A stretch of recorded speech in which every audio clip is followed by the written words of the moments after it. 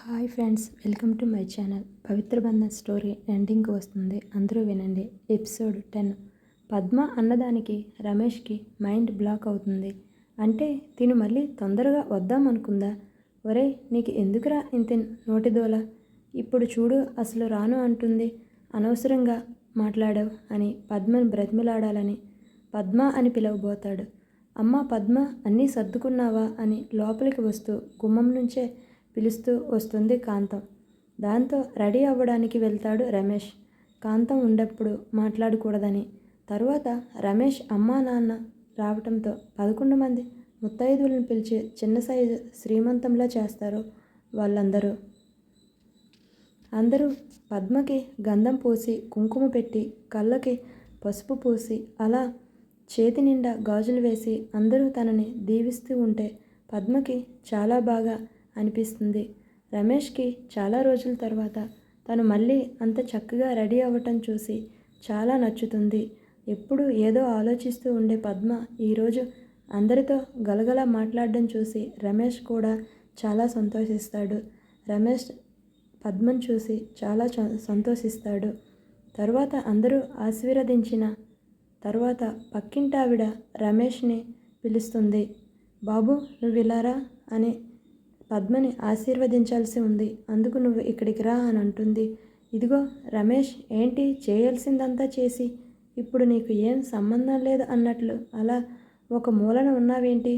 ఇలా రా నాయన, భార్యని ఆశీర్వదించదువు అని అంటుంది ఆవిడ. అని అందరిలో ఆవిడ అలా అనేసరికి అందరూ ఒక్కసారిగా నవ్వుతారు.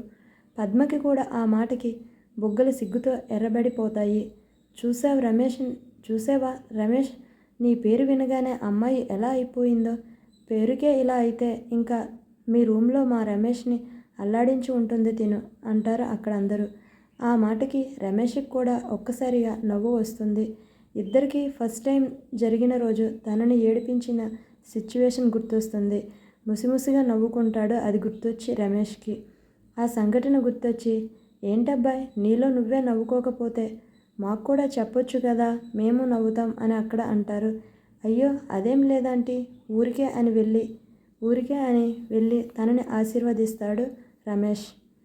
అలా ఆవిడ ఏదో ఒకటి అనడం, అక్కడ ఉన్న వాళ్ళందరూ నవ్వటం, మరొకరు ఏదో ఒకటి అనడం, వాళ్ళంతా నవ్వుతూ సందడిగా జరుగుతుంది శ్రీమంతమంతా.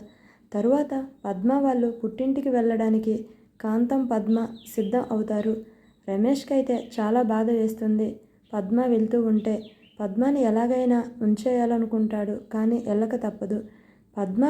రమేష్ వెళ్ళి పద్మ లగేజ్ తీసుకొని రాపో. సరే అమ్మ అని లోపలికి వెళ్తాడు. ఒక చీటీ రాసి లగేజ్ కారులో పెట్టి వెళ్తున్న పద్మని 1 నిమిషం అని అందరూ వెళ్ళొస్తామని జాగ్రత్తలు చెప్పుకుంటూ ఉంటే రమేష్ పద్మని కౌగిలించుకొని, జాగ్రత్త పద్మ, టేక్ కేర్, నీకోసం బేబీ కోసం వెయిట్ చేస్తూ ఉన్నాను నేను అని తన చేతిలో ఒక లెటర్ పెట్టి ఓకే జాగ్రత్త అని చెబుతాడు మరొకసారి రమేష్. కారులో కూర్చొని రమేష్ ఇచ్చిన లెటర్ చదువుతుంది పద్మ.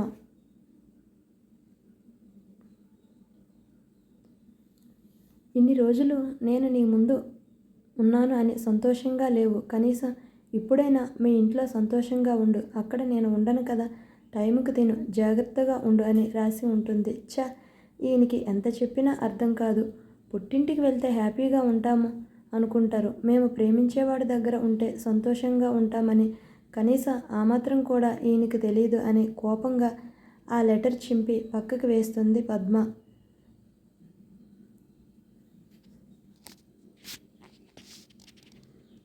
ఇంటికి వెళ్తారు పద్మ, కాంత. కానీ వాళ్ళు అక్కడికి వెళ్ళిన తర్వాత అక్కడ జరిగిన సంఘటనకి షాక్ అవుతారు. ఇంటికి వచ్చిన పద్మ వాళ్ళకి ఇంటి ముందు అందరూ ఉండటం చూసి, ఏంటి అందరూ ఇలా చుట్టుకొని ఇంటి దగ్గర ఉన్నారు అని ఒక్కసారి ఆలోచనలో పడతారు. పద్మ అడుగుతుంది, అమ్మా ఏంటమ్మా అందరూ ఇలా చుట్టుకొని ఉన్నారు మన ఇంటి ముందు, ఎందుకు ఇలా ఉన్నారు అని అడుగుతుంది. అదా, నిన్ను తీసుకొని వస్తున్నామని మీ నాన్న అందరికీ చెప్పుంటారు, ఆయన అందరితో చెప్పినట్లు ఉన్నారు. అయినా నువ్వు పెళ్ళైన తర్వాత ఇదే కదా ఫస్ట్ టైం మా ఇంటికి రావడం, అందుకే అందరినీ పిలిచి ఒక పండుగలా చేస్తున్నారేమో అని అంటుంది కాంత. ఎప్పుడు రమ్మన్నా మా ఆయనకి ఈ పని ఆ పని తర్వాత వస్తానని, ఇదిగో ఇప్పుడు వచ్చావు, అందుకేనేమో మీ నాన్న ఊరంతా పిలిచి పండుగ చేస్తున్నట్లు ఉన్నారని చెబుతూ ఉండగానే అక్కడికి ఏడుస్తూ వస్తారు కొంతమంది. కాంతంని చూసి కొంతమంది, ఏంటి వీళ్ళు ఏడుస్తున్నారు? ఏమైంది? నా మనసు ఎందుకో ఏదో కీడు శంకిస్తుందని కాంతం అనుకుంటుంది. ఏమైంది? ఎందుకు ఏడుస్తున్నారని వాళ్ళని అడుగుతుంది. అది వాళ్ళు చెప్పడానికి భయపడుతూ ఉంటే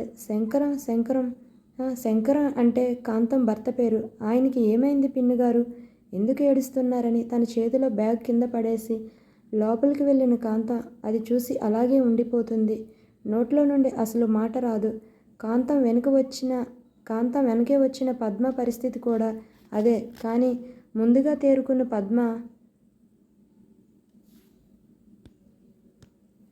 పద్మ నాన్న అని ఏడుస్తూ ఆయన శవం దగ్గర ఉండిపోతుంది. అసలు ఎలా జరిగింది ఇది? ఏమోనమ్మా, పద్మ వస్తుందని మా అందరితో చెప్పి ఇంట్లోకి వచ్చారు సంతోషంగా. కానీ అర్ధగంట తర్వాత నేను వచ్చి చూస్తే ఇంట్లో పడిపోయి ఉన్నాడు. ఏమైందోనని వచ్చి పలకరిస్తే ఉలుకు పలుకు లేకుండా ఉన్నాడు. అందుకే భయం వేసి చుట్టూ ఉన్న వాళ్ళందరినీ పిలిచి హాస్పిటల్కి తీసుకెళ్ళాము. అప్పటికే ఆయన ప్రాణం పోయింది. ఆలస్యం అయిందని చెప్పారు డాక్టర్స్. అప్పటికే ఆయన చనిపోయారు, హార్ట్అటాక్ అంట అని ఆవిడ చెప్తుంది. మీకు విషయం చెబుదామని ఎన్నోసార్లు ఫోన్ చేశా, కానీ మీ ఫోన్ లిఫ్ట్ చేయలేదు. అందుకే మీ అల్లుడు గారికి కాల్ చేసి చెప్పామని అక్కడ వాళ్ళు చెప్తారు. అది విన్న పద్మకి ఇంకా దుఃఖం ఆగదు. ఎందుకంటే రమేష్ చాలాసార్లు కాల్ చేసి ఉంటాడు, కానీ తను లిఫ్ట్ చేయదు. ఈ విషయమే చెప్పడానికి అనుకుంటా తన మీద ఉన్న కోపంతో తన ఫోన్ లిఫ్ట్ చేయదు పద్మ. దానికే చేసినట్లు ఉన్నారని ఇంకా అది తలుచుకొని చాలా బాధపడుతుంది. కాంతం అయితే చాలా ఏడుస్తుంది. కాంతం ఎంత చెడ్డది అయినా భర్త అంటే చాలా ఇష్టం ఆమెకి. భర్త చనిపోయాడని తెలిసి చాలా ఏడుస్తుంది.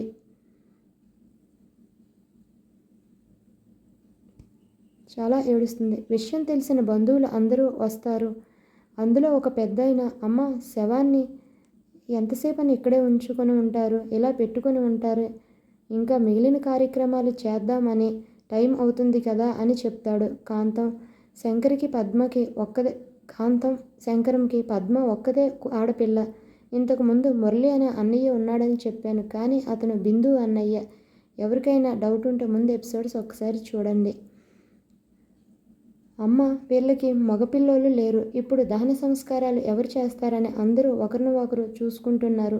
వేరే బంధువులను అడిగితే వాళ్ళు అది ఇది అని చెప్పి మేము తీరా మందలం, మేము చేయలేము అని పట్టకూడదని పక్కకి అందరూ ఎవరికి వారు తప్పుకుంటారు. అందరూ ఇలా ఏవేవో రీజన్స్ చెప్పి శంకరంకి అన్నయ్య పవన్ వాళ్ళ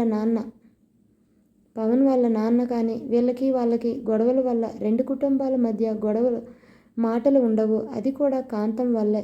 రమేష్ ముందుకి వస్తాడు, నేను పడతాను, ఆయనకి అల్లుడినైనా మేనల్లుడినైనా కొడుకునైనా నేనే కదా అని ఆయన పట్టడానికి వస్తాడు. కానీ భార్య ప్రెగ్నెన్సీతో ఉన్నప్పుడు భర్త అలాంటి పనులు చేయకూడదని అక్కడ ఉన్న వాళ్ళందరూ చెప్పడంతో రమేష్ చేసేదేమి లేక కామ్గా ఉంటాడు. అది పక్కన వాళ్ళు చెప్పడంతో అందరికీ ఏం చేయాలో అర్థం కాక ఎవరు చేస్తారని ఆలోచనలో పడతారు. కాంతంకైతే భర్త చనిపోయాడనేది ఒక బాధ అయితే, ఇప్పుడు భర్తకి దహన సంస్కారాలు చేయడానికి ఎవరూ లేరని ఇంకొక బాధ ఎక్కువ అవుతుంది. ఏం చేయాలా అని అందరూ చూస్తారు. మరేం చేద్దాం ఇప్పుడు? దీనికోసం ఇలా చేయడానికి కొందరు ఉన్నారు. వాళ్ళని పిలిపించి ఈ కార్యక్రమాలు చేపిద్దామంటారు. దానికి సరేనని ఇంకా చేసేదేం లేక అందరూ ఓకే చేస్తారు అనుకుంటూ వాళ్ళని పిలిపిస్తారు.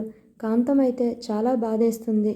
ఆయనకి ఎంతమంది బంధువులు ఉన్నారు, సొంత అన్నదమ్ములు, సొంత కొడుకుల్లా ఉన్నారు. కానీ వాళ్ళెవరూ ఏమీ కానీ ఈరోజు ఒక అనాథ శవంలా ఆయన దహన సంస్కారాలు చేపించాల్సి వస్తుందని చాలా బాధపడతారు.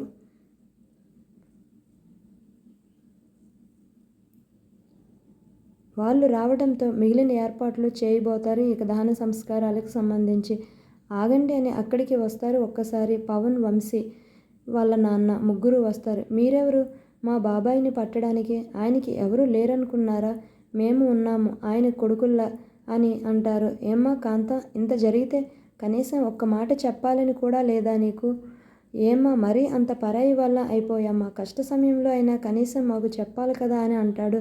మేమని ఆయనకి అన్ని కొడుకుల స్థానంలో ఉండి అన్ని కార్యక్రమాలు పూర్తి చేస్తారు పవన్, వంశీ అని చెప్తారు. అలాగే పవన్, వంశీ అక్కడ చేయాల్సిన దహన సంస్కారాలన్నీ చేస్తారు. దహన కార్యక్రమం పూర్తి చేసుకుని ఇంటికి వచ్చిన బావగారి కాళ్ళ మీద పడుతుంది కాంతం. బావగారు, నన్ను క్షమించండి అని. నేను చాలా పెద్ద తప్పు చేశాను మీ విషయంలో అని. మీ అన్నదమ్ములిద్దరినీ విడదీశాను. ఏ రోజు కూడా మీ కుటుంబాలు కలిసి ఉండనివ్వలేదు. చాలా పెద్ద తప్పు చేశాను. మీకు కష్ట సమయం వచ్చినప్పుడు కనీసం మీ వైపు కూడా చూడలేదు. ఎలా ఉన్నారు ఏంటి అని కూడా అడగలేదు. మాకు ఎందుకులే అని వదిలేశాం. ఇప్పుడు నేను తెలుసుకున్నాను. క్షమించండి బావగారు అంటుంది. కానీ మీరు ఈరోజు నా కష్ట సమయంలో తోడు ఉండి నా భర్తని అనాథ శవంలో కాకుండా చేశారు. కనీసం నా ఇంట్లో శుభకార్యం అప్పుడు కూడా మిమ్మల్ని పిలవలేదు. డబ్బు ఉందనే అహంకారంతో మిమ్మల్ని అసలు ఏమీ కానట్టే చూశాను అని అంటుంది. ఇది తెలుసుకున్న వాళ్ళ బావగారు, ఇప్పుడు ఏమైందమ్మా? మన కష్ట సుఖాలు పంచుకోవడానికి ఎప్పుడూ బంధువులే ఉంటారు. ఆ పక్కింటోళ్ళు ఈ పక్కింటోళ్ళు మన బాధల్ని పంచుకోరు అని అంటాడు. మీరు చేసిన దానికి నీ జీవితంలో మార్పు వస్తే చాలు అని అంటాడాయన. ఏంటి కాంత అలా మాట్లాడతావు? చిన్న చిన్న గొడవలు జరిగినంత మాత్రాన పరాయి వాళ్ళు అయిపోతారా చెప్పు అని అంటాడు. పక్కన వాళ్ళు ముచ్చట్లు చెప్పుకోవడానికి బాగుంటారు, కానీ మన బాధలు పంచుకోరమ్మా. ఎప్పటికైనా నువ్వు నీ తప్పును తెలుసుకున్నా అది చాలు. వాళ్ళతో మంచిగా ఉండు. మన కుటుంబం అంతా ఒక్కటే. మీరు మేము వేరు కాదు అని చెప్తాడు కాంతంకి. అప్పటి నుంచి కాంతం తన తప్పును తెలుసుకొని చాలా మంచిగా ఉంటుంది. అవును, మీకు ఈ విషయం ఎలా తెలిసింది అని రమేష్ అడుగుతాడు వాళ్ళ పెదమావయ్యకి. Hi friends, thank you for watching. Thank you.